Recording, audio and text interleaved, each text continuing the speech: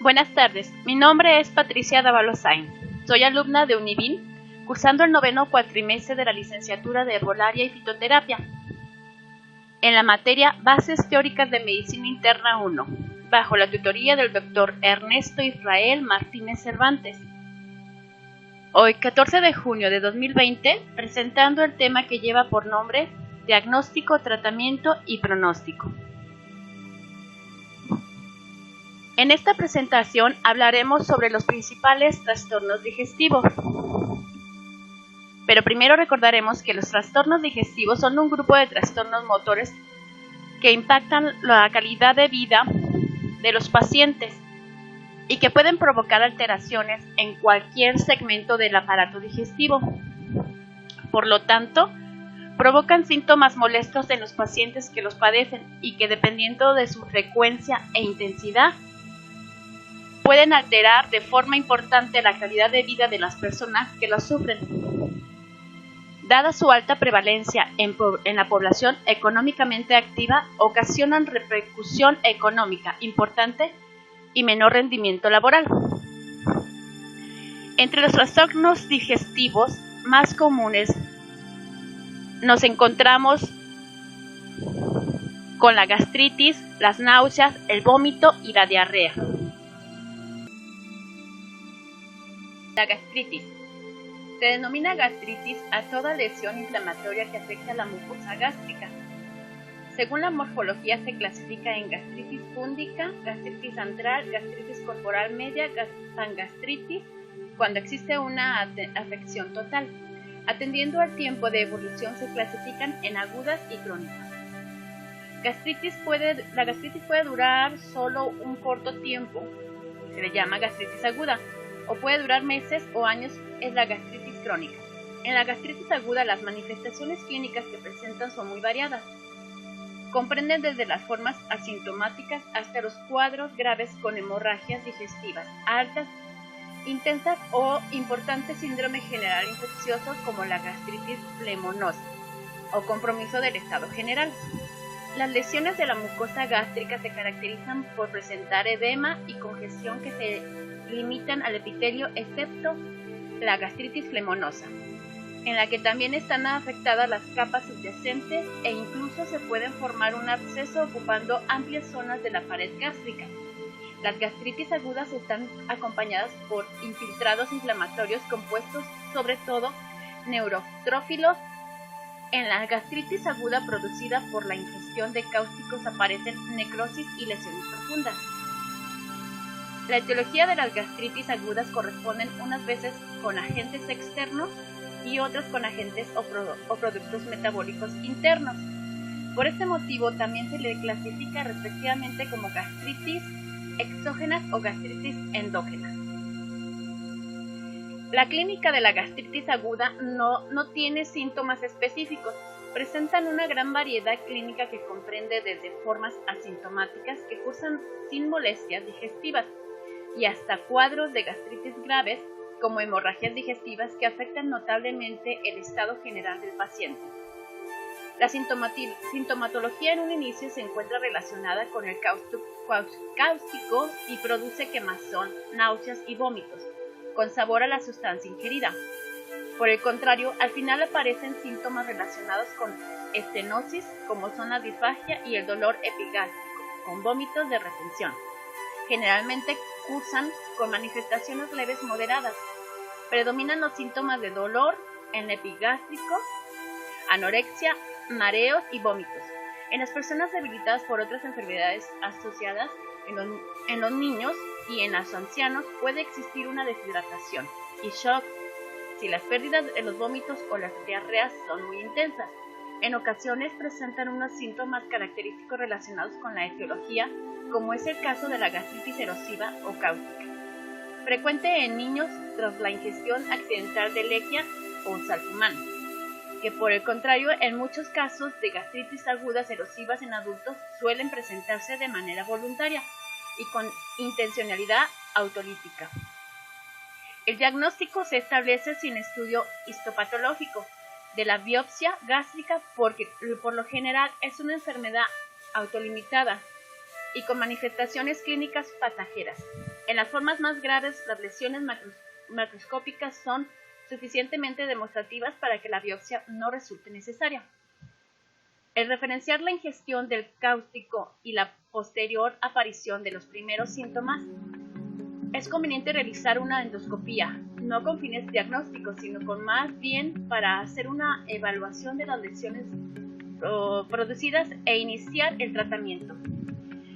La gastritis crónica consiste en la inflamación inespecífica de la mucosa, de evaluación progresiva y larga, con una etiología múltiple que se caracteriza por presentar lesiones histológicas crónicas. Su localización principal es el antro y en el cuerpo gástrico. El agente etiológico principal es la infección por Helicobacter pylori. Otro de los factores responsables de la aparición de una gastritis crónica son los de carácter químico, inmunológico, hereditario o genético.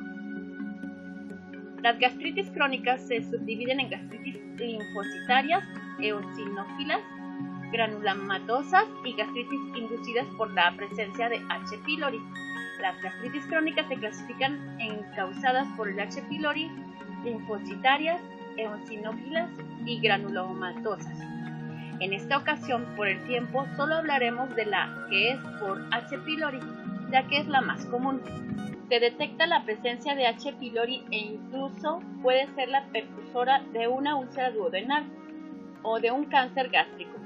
Algunos estudios la asocian al dolor y molestias postprandiales, que en ocasiones van unidos a síntomas y signos de anemia perniciosa y o anemia ferropénica. Asienta sobre todo en el antro y progresa hacia la pequeña curvatura gástrica, llegando a producir una hipocloridia o acloridia total. Su clínica. El síntoma más importante es el vómito. Se presentan vómitos intermitentes con alimento, con el estómago vacío. Suele haber pérdida de peso progresiva, disminuye el apetito y en algunas ocasiones puede haber apetito caprichoso. También pueden presentar dolor moderado a la palpación profunda del abdomen. El diagnóstico, dado que la gastritis crónica no tiene una clínica específica, se ha de hacer un diagnóstico diferencial, sobre todo con la úlcera péptica, la hernia de hiato y la litiasis biliar. Se debe de realizar un estudio histopatológico de la biopsia gástrica obtenida también. También es necesario realizar estudios analíticos con determinaciones de sideremias y vitamina B12 para descartar las anemias ferropénicas y perniciosas. Las náuseas. Las náuseas se definen como la sensación desagradable e inminente de vomitar. Se localiza vagamente en el epigastrio o la garganta y puede o no culminar en vómito, por lo que podemos decir que es una sensación subjetiva o de necesidad de vomitar. La patogenia es la misma que la del vómito, pero con reflejos menos intensos. Se observa una disminución de la actividad funcional del estómago con las alteraciones de la motilidad del duodeno y el resto del intestino delgado. Las náuseas pueden responder a causas funcionales que generalmente aparecen en personas hipersensibles frente a estímulos desagradables de tipo visual, olfatorio o gustativos, o alteraciones emocionales, así como causas orgánicas que habitualmente son de origen gastroduodenal, aunque también pueden originarse en cambios de la presión intracraneal o patologías del resto del abdomen y del tórax. Asimismo, las náuseas pueden ser provocadas por fármacos y por estimulación del aparato vestibular. Cuando se presentan de manera permanente, se habla de estado nauseoso, pudiendo originarse en afecciones abdominales pelvianas o del sistema nervioso central. Las náuseas a menudo se acompañan de otros síntomas vegetativos relacionados sobre todo con la activación del sistema parasimpático, como palidez cutánea y sudoración aumentada, cialorrea, hipotensión y bradicardia. La metodología de estudio del paciente con náuseas está basada en la impresión clínica inicial, debiéndose definir si se trata de náuseas de origen funcional u orgánico. Para ello, el interrogatorio y el examen físico orientarán hacia una patología determinada. Los estudios de laboratorio radiológicos y endoscópicos permitirán establecer la etiología. El diagnóstico de náuseas funcionales o psíquicas se efectúa por exclusión. El vómito.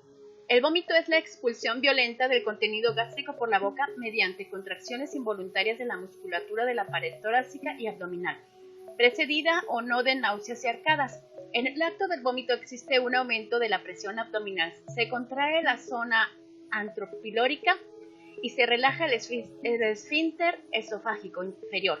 Junto a ello, se producirá una onda antiperistáltica en el esófago que lleva a la evacuación del contenido gástrico por la boca. La coordinación del vómito radica en el tronco encefálico y es llevada a cabo por las respuestas neuromusculares del tubo digestivo, faringe y pared toracoabdominal. Al igual que las náuseas requieren la percepción consciente, probablemente esta sensación sea mediada por la corteza cerebral. El umbral del centro del vómito varía en los diferentes pacientes. Las causas del vómito son variadas y se clasifican de acuerdo a su origen, de acuerdo con su composición y por su frecuencia. A menudo los síntomas que se pueden presentar son de dolor abdominal severo, sudoración, dolor de cabeza severo y rigidez del cuello. Presentan signos de deshidratación como boca seca, micción poco frecuente u orina oscura, y en casos extremos deshidratación. Ante un paciente con vómito es importante un buen interrogatorio que permita definir el momento de iniciación, la frecuencia, el tiempo desde el comienzo, la composición, los síntomas y signos concomitantes, la presencia o no de náuseas y la relación temporal de la ingesta. Interesa también conocer la existencia de antecedentes quirúrgicos o de enfermedades gastrointestinales metabólicas o capaces de producir náuseas y vómitos, la ingesta de medicamentos, droga, alcohol y si el paciente es fumador. Se debe interrogar sobre la asociación con síntomas generales como pérdida de peso, anorexia, así como evaluar el estado psicológico y la historia social del enfermo. El examen físico debe de ser completo, poniendo especial énfasis en la presencia de fiebre, ictericia, anomalías neurológicas y en el examen abdominal y cardiovascular. Los estudios del laboratorio deben de incluir hemogramas, eritrosedimentación, uremia, glucemia, calcemia, ionograma, transaminasas, fosfatasa, alcalina, amilanesimia, bilirrubina, gases en sangre, si se sospecha una alteración del equilibrio ácido-base, y orina completa. En situaciones especiales se solicitarán estudios específicos como por ejemplo pruebas de embarazo en caso de amenorrea. Diarrea.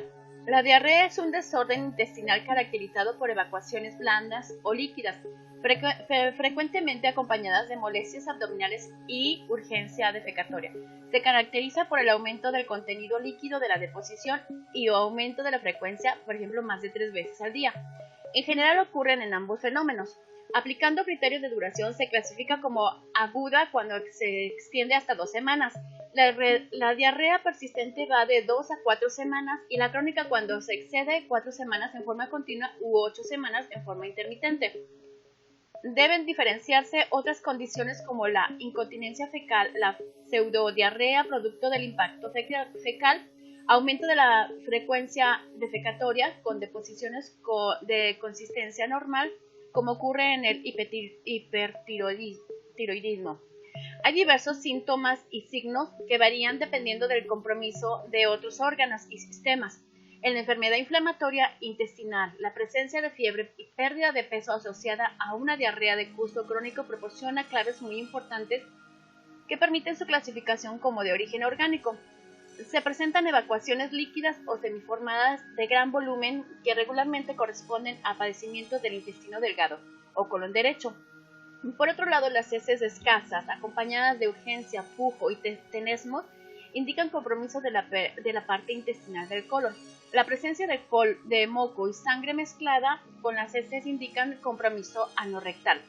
La rectorragia indolora o la expulsión abundante de moco obligan a descartar un proceso neoplástico. La presencia de dolor abdominal como síntoma principal sugiere enfermedad orgánica como isquemia intestinal, enfermedad de Crohn, pancreatitis crónica o neoplasia. Para el diagnóstico, un buen interrogatorio debe de incluir contactos epidemiológicos, actividad laboral, especialmente si se desempeña en áreas de la salud, viajes recientes, hospitalizaciones recientes, ingesta de fármacos, en especial antibióticos en las 8 semanas precedentes u otros. Forma de comienzo de la enfermedad, latencia entre la ingesta sospechosa y el comienzo del cuadro en intoxicaciones alimentarias y escombrotoxismo. Puede ser minutos. En etiología viral más de 14 horas en general, 24 a 48 horas. Tipos de alimentos consumidos como huevos crudos, mayonesas caseras, mariscos y pescados crudos, incluidos el sushi, el ceviche y hortalizas crudas. Checar si hay presencia de fiebre, en general ausente en intoxicaciones alimentarias, dolor abdominal con todas sus características semiológicas, vómitos, los cuales son más frecuentes en etiología viral e intoxicación alimentaria con una toxina preformada.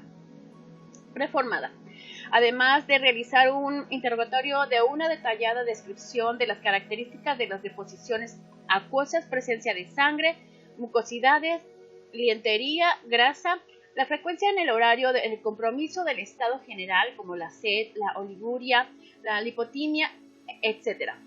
En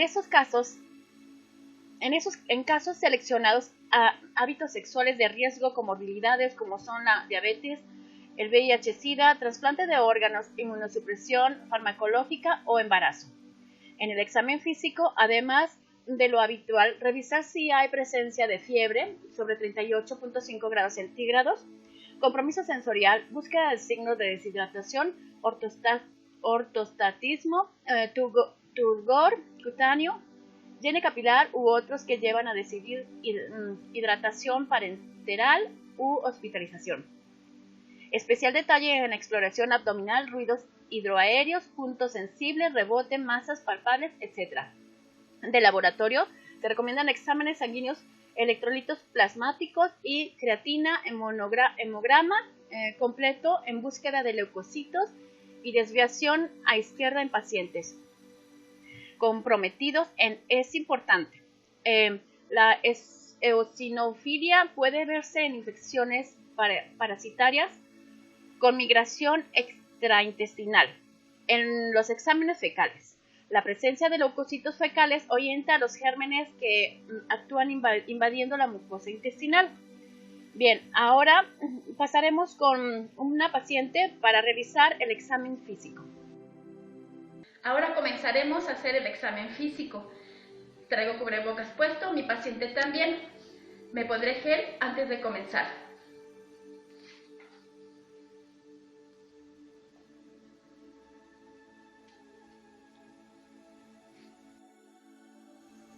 Para el diagnóstico es necesario la anamnesis, interrogar sobre el motivo de consulta del paciente. En la exploración física comenzaremos con la división topográfica del abdomen, que es de 9 cuadrantes. Primero le pediremos al paciente que se baje un poco la ropa de abajo y la ropa de arriba subirla para tener descubierto la área abdominal. Iniciaremos con la inspección. Un abdomen normal es simétrico, a cada lado en su línea media. Es plano y con musculatura bien desarrollada y no hay aumentos de volúmenes o masas visibles. No hay presencia de dolor, no debe de haber lesiones de la piel, a menos que tenga cicatrices quirúrgicas o pueda hallarse estrías si la piel se ha estriado en caso como en el embarazo, la obesidad, los tumores abdominales y la enfermedad de Cushing. Dividiremos el abdomen en los cuadrantes, primero con 2 líneas paralelas y 2 horizontales, encontrando el hipocondrio derecho, el epigastrio, el hipocondrio izquierdo, el flanco o vacío derecho, el mesogastrio o umbilical, el flanco o vacío izquierdo, la fosa ilíaca derecha, el hipogastrio, la fosa ilíaca izquierda. Ahora comenzaremos con la auscultación. Siempre se ausculta primero porque la percusión y la palpación pueden alterar los ruidos hidroaéreos intestinales. La auscultación pretende identificar ruidos hidroaéreos activos o audibles y normales en todos los cuadrantes. No debe de haber ruidos vasculares. Con el estetoscopio auscultaremos los ruidos intestinales.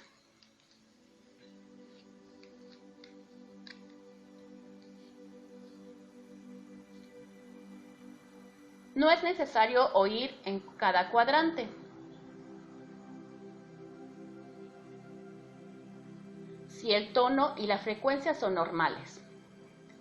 Pero si los ruidos están hipoactivos o ausentes, es necesario auscultar cada cuadrante entre 1 y 2 minutos aproximadamente.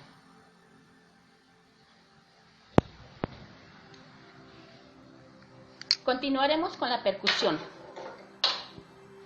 Se trata de identificar los distintos sonidos abdominales, los que dependen normalmente de la naturaleza más o menos sólida de las vísceras intraabdominales. La técnica es dígito digital. Los golpes de percusión se difunden fácilmente en el abdomen, por tanto se aconseja que se realicen con extrema suavidad. La percusión se hace recorriendo todo el vientre con el propósito de tener una impresión de conjunto. Percuta sistemáticamente el abdomen en todos sus cuadrantes para evaluar la existencia de sonidos anormales. El sonido predominante es el timpanismo. La matidez se obtiene sobre las masas y los órganos sólidos abdominales. El sonido timpánico indica gas en el intestino subyacente. Y por último es la palpación. Se realiza de forma sistematizada con una mano o bimanual. Primero de forma superficial,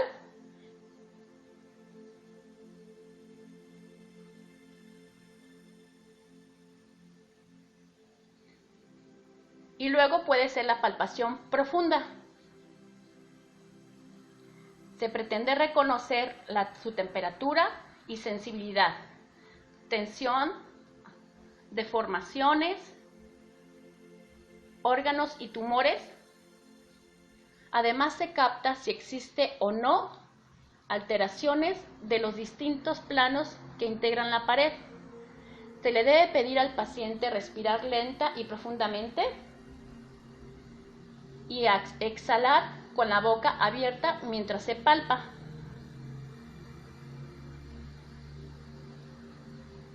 El abdomen debe sentirse relajado con la expiración y la contracción muscular puede indicar ansiedad.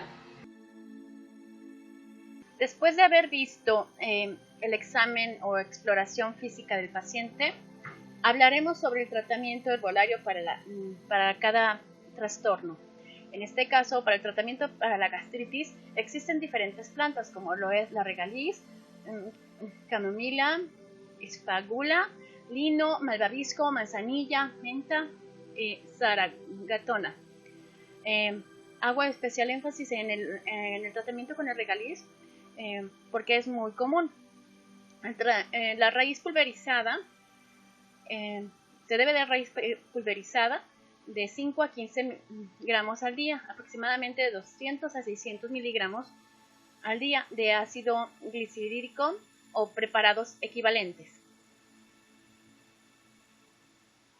El tratamiento herbolario para las náuseas y vómito existen varias plantas, en este caso la canela, la manzanilla, la cúrcuma, el aloe vera, la menta, la hierbabuena y el regaliz también.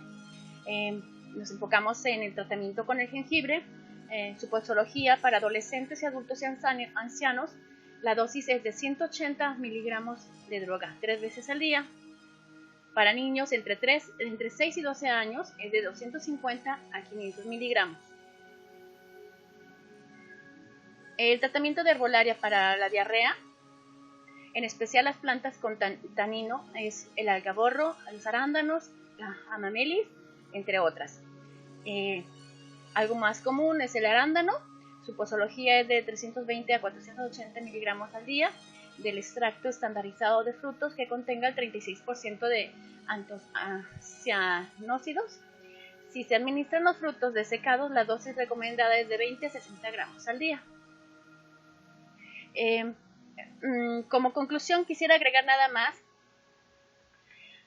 que es muy notable por la atención médica estas patologías, estos trastornos, que la mayoría de las personas en algún momento de su vida han presentado problemas de salud digestiva, desde ardor de estómago, dolor del estómago, acumulación de gases, necesidad de eructar, hasta llegar a las náuseas, vómito y en algunas ocasiones la diarrea. Sobre todo en los niños es lo más común y en las personas de la tercera edad. Los problemas digestivos están causados por diversos factores, como se mencionaron anteriormente. Lo que queda claro en este tipo de alimentación es muy importante, que la alimentación es muy importante, además de higiene y otros hábitos. La mayor parte de los problemas digestivos pueden ser tratados con herbolaria con eficaz resultado, pero siempre será de suma importancia realizar una buena anamnesis y exploración física, y en este caso, de ser necesario, estudios de laboratorio para poder llegar a un diagnóstico correcto con el cual podemos determinar su tratamiento. Esto es todo. Agradezco su atención.